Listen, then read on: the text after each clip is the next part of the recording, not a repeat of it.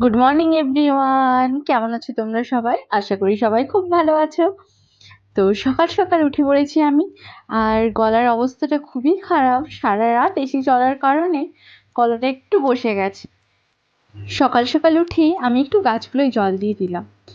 তেমন কিছু গাছ নেই, কি বলতো, নিজের ব্যালকনিতে যদি সবুজ কিছু থাকে না, একটা আলাদাই শান্তি। ছোটবেলা থেকে গাছ আমার এত পছন্দের কি আর বলবো।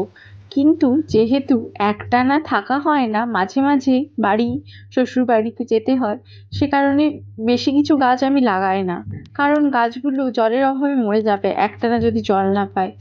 তাই জন্য যখনই কোনো সবজি বা কিছু আনা হলো, তার যে বীজটা থাকে সেই বীজটাকে এখানে আমি মাটিতে পুঁতে দিই। আর দেখি অটোমেটিক গাছ হয়ে যায়, বিভিন্ন রকমের গাছ হয়ে যায়, আর সেই গাছের পাতাগুলো দেখেই আমি শান্তি পেয়ে যাই। আর এই দেখো, সকাল সকাল উঠেই যেটা আমার প্রথমেই প্রয়োজন, এক গ্লাস চিয়া সিড। তো চিয়া সিড ভেজানো জলটা খেয়ে নিলাম।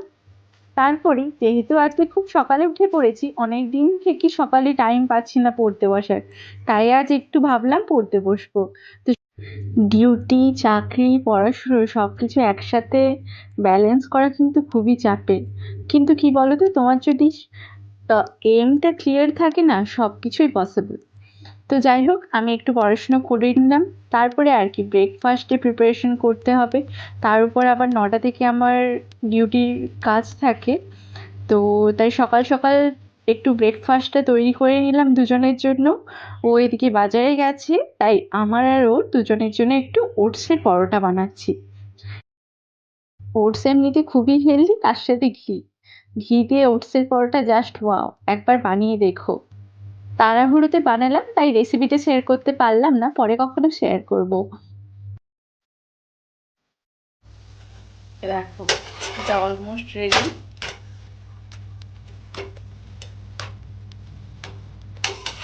পুরো ক্রিস্পি হয়েছে, ক্রিস্পি ক্রিস্পি। দেখতে পাচ্ছ, ক্রিস্পি ক্রিস্পি। এটাকে তোমরা টমেটো সস দিয়েও খেতে পারো, কিন্তু যেহেতু আমরা হেলদি খাওয়া দাওয়ার খাবো, তাই সস খাবো না। তো ওখানে যেহেতু সুগার দেওয়া থাকে, তো আমাদের ওটসের চিলা রেডি।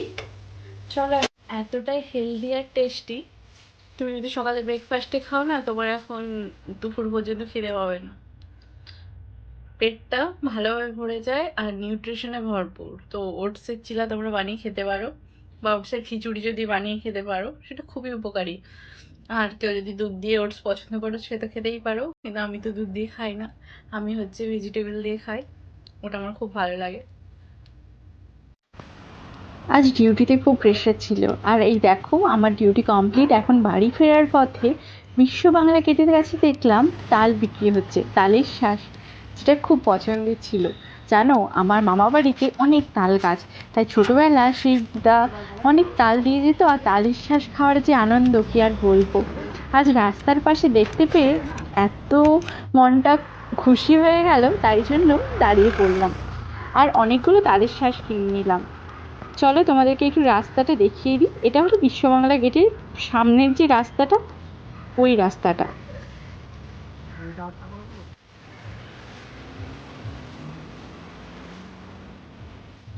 তাহলে শ্বাস নেওয়া আমার কমপ্লিট, এবার বাড়ি ফিরতে হবে, অনেকটা লেট হয়ে গেছে। ও আমার জন্য ওয়েট করছে, গিয়ে লাঞ্চ করব। যাই হোক চলো, আর আমাকে দেখতে পাচ্ছ, মুখ চোখ সব কিছু ঢেকে নিয়েছি, বাইরে এত রোদ কি আর বলবো। ঠিক আছে, চলো বাড়ি ফেরা যাক।